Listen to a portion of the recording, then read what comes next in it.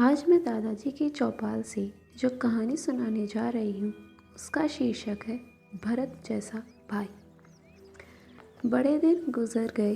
रामलाल जी मन में विचार प्रकट करने लगे कि अपने पास घर परिवार ज़मीन जायदाद जो भी थोड़ा बहुत है उसका क्या करें और कैसे करें। परंतु बहू शालिनी की इच्छा है कि जो भी कुछ है वह सारा का सारा उसे ही दिया जाए। बेटे रोशन की भी यही इच्छा है कि पिताजी अपना सभी कुछ मुझे ही दे, क्योंकि मैं ही बराबर पिताजी के साथ रहा हूँ। उनकी देखभाल के सारा जिम्मेदारी अब तक मैंने ही निभाई है। ऐसे में उनकी मृत्यु के पश्चात उनकी सभी कुछ के ऊपर अधिकार तो मेरा ही बनता है। हालांकि बड़ा बेटा गजेंद्र इस पर कभी भी किसी भी तरह की आपत्ति नहीं जताते, परंतु एक तरफ जहाँ पिता रामलाल जी उसे सही नहीं ठहराते, वहीं रोशन और उसकी पत्नी यही चाहते हैं कि सारे के सारा उनके नाम पर एक लिखित रूप में दे दिया जाए, पूरे के पूरा शालिनी का नाम कर दिया जाए। इस बाबत घर पर बहुत से रस्साकसी चलती है। बड़ा बेटा गजेंद्र, जो कि अपने जीवन के शुरुआती दिनों में ही अपने काम के सिलसिले में अपना गांव छोड़कर शहर में चला गया और अपने हाथों से अपनी मेहनत के बलबूते पर अपने भविष्य को खड़ा किया तथा अपने परिवार का पूरा दायित्व निभाया। वह कभी भी अपने पिता से एक फूटी कौड़ी का भी सहयोग नहीं मांगा, वरन अपने माता पिता और भाई बहन को यथोचित सहयोग करता रहा। गुजरते समय के साथ अपना परिवार बड़ा होने के बावजूद भी कुछ न कुछ उन्हें सहयोग करता रहता। फिर भी वह कभी अपने पैतृक संपत्ति पर दावा नहीं करता। उसका कहना है कि पिताजी की प्रॉपर्टी है, वह जिन्हें मर्जी दे सकते हैं, मुझे कुछ नहीं कहना है।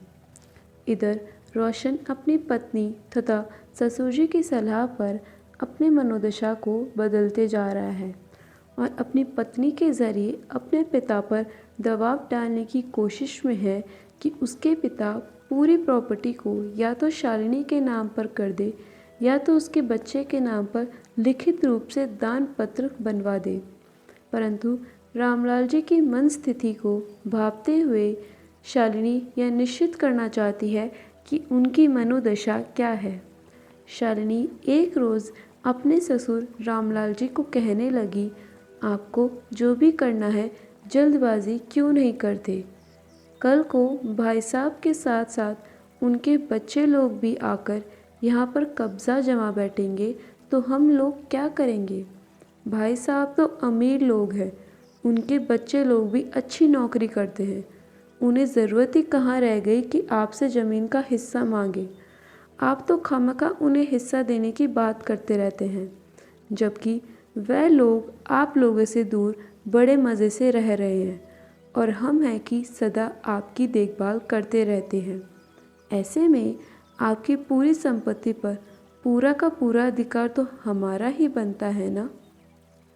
काफ़ी दिनों से इस तरह की ऊटापटक के बीच एक रोज़ बेटा गजेंद्र जब घर पर गया तो जानबूझकर शालिनी अपने विवाद को छेड़ देती है और ज़ोर ज़ोर से अपने ससुर जी रामलाल जी को कहने लगी, पिताजी आप तो खामखा उल्टा सीधा विचार में पड़ गए हैं।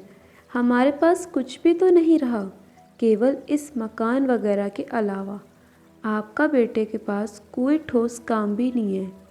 ऐसे में कल को हमारे दिन कैसे गुजरेंगे। ऊपर से अगर इन ज़मीनों का बंटवारा करें तब तो हमारे बच्चों के लिए कुछ भी नहीं बचेगा। रामलाल जी कहने लगे, तुम्हारा परिवार का खर्च तो मैं ही चला रहा हूँ, तुम्हारे बच्चों की पढ़ाई लिखाई के सारे खर्च भी मैं ही चला रहा हूँ। निहायत ही मुझे सरकार की तरफ से नौकरी की पेंशन मिलती है तो यह सब संभव हो पाता है। आज तक 20 बार नए नए बिजनेस करने हेतु बहुत से रुपए पैसे तुम लोगों को दिए हैं और तुम लोगों की हाथ पर हाथ धरे आलसी लोगों की तरह दिन बिताते रहते हो। कभी 2 रुपए से 4 बनवाने की योजना नहीं बनाते, वरन 4 से 0 तक पहुंचने की योजना तुम्हारे पास ढेर सारी है, परंतु मेरे बाद तुम लोग क्या करोगे। मैं अगर तुम्हारे नाम पर सब कुछ लिख कर दिया तो उसे भी बेचकर खा जाओगे, क्योंकि तुम लोगों की नीयत बिगड़ चुकी है। कल को मैं परलोक चला गया तो तुम्हारे चूल्हा तक नहीं जलेगा। और यह सब निहायत ही तुम लोगों के छल कपट और निकम्मेपन के कारण होगा। गजेंद्र जी, जो बड़ी देर से विवाद को सुन रहे थे, कहने लगे, अब इतनी सारी बातें क्यों हो रही है? जो बाबूजी के पास है उसे तो रहने दो ना। बाबूजी क्या यह सब स्थायी संपत्ति को थोड़े ही अपने साथ लेकर जाएंगे? यह सब तो यहाँ पर ही रह जाएगा। ऐसे में लिखाई पढ़ाई की आवश्यकता क्यों रह गई है? इतने में शालिनी कहने लगी, भाई साहब, समय के साथ साथ ज़माना भी बदल रहा है तो लोगों की मानसिकता भी बदल रही है। मुझे इस बात का डर है, कल को हम रहे या ना रहे, आपके भी बच्चे लोग हैं और हमारे भी बच्चे लोग हैं। कहीं ऐसा ना हो कि हम लोगों के न रहने पर यह लोग आपस में महाभारत के युद्ध की तरह युद्ध छेड़ दे। इसलिए मेरा कहना है कि अभी से ही क्यों ना पूरी संपत्तियों के बंटवारा कर दिया जाए तथा मकान के बीचों बीच दीवार खड़ी कर दी जाए, ताकि कोई भी किसी का चेहरा ना देखे और विवाद भी ना हो।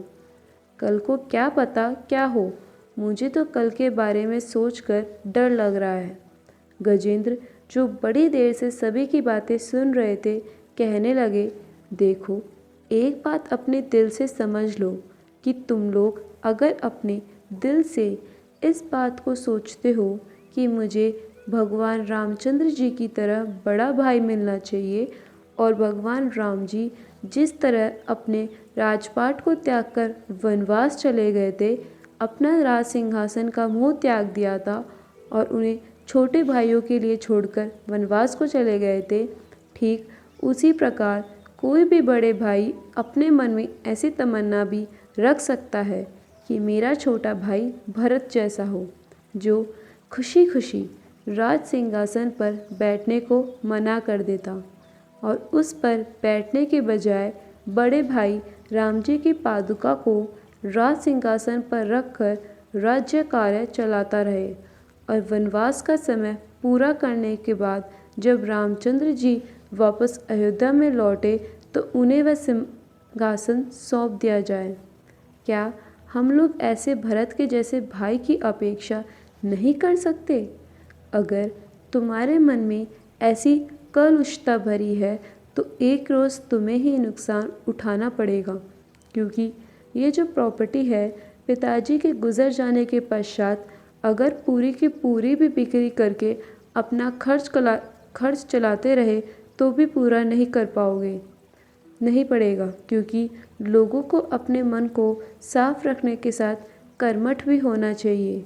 अगर ऐसा नहीं है तो राजकोष भी कम पड़ जाते हैं। अगर तुम्हारे बच्चे तुम्हारी तरह निकम्मी रह जाए तो जो पीड़ा आज हमारे बाबूजी को भोगनी पड़ रही है, वही पीड़ा तुम्हें भी भोगनी पड़ेगी। यह मत समझना कि तुम्हारे दिन ख़त्म हो गए हैं।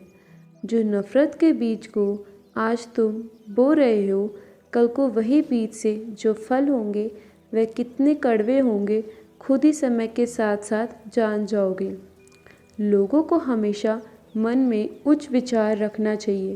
कहते हैं ना, सादा सा जीवन और उच्च विचार रखना, जो तुम में नहीं है, और यही कारण है कि तुम लोग दुखी हो। अगर ऐसा ही विचार रहेगा तो कल को और दुखी होना पड़ेगा। लोगों को देखकर ईर्ष्या करने की बजाय खुद से कोशिश करो, परंतु तुम लोग ऐसा नहीं करते हो और ईश्वर न करे कि कल को तुम्हें उसकी सज़ा अपने आप ही भोगनी पड़े। भगवान सभी को मौका देते हैं, परंतु लोग अपनी गलत भावनाओं के चलते उसके सद्व्यवहार करने के बजाय गलत तरीके अपनाते हैं। और यहाँ पर कहीं ना कहीं मैं अपने बाबूजी को भी गलत ठहरा सकता हूँ, क्योंकि उनका गलत तरीका और अंधा लाड़ प्यार के कारण ही तुम लोग अपंग हो गए हो और बैसाखी के सहारे चल रहे हो। कल को जब यह बैसाखी टूट जाएगी तो कैसे चलोगे? कभी ठंडे मस्तिष्क से विचार करके देखना, मैं ठीक कह रहा हूँ या नहीं। यहाँ पर मैं आप सभी से अनुरोध करूँगी कि आप लोग हमारे चैनल को लाइक करें, शेयर करें और सब्सक्राइब करें, ताकि आप लोगों से हमें प्रेरणा मिलती रहे और हम भी आपके लिए ऐसी ढेर सारी प्रेरणादायक रोचक कहानियाँ इस चैनल के माध्यम से पेश कर सकें। धन्यवाद।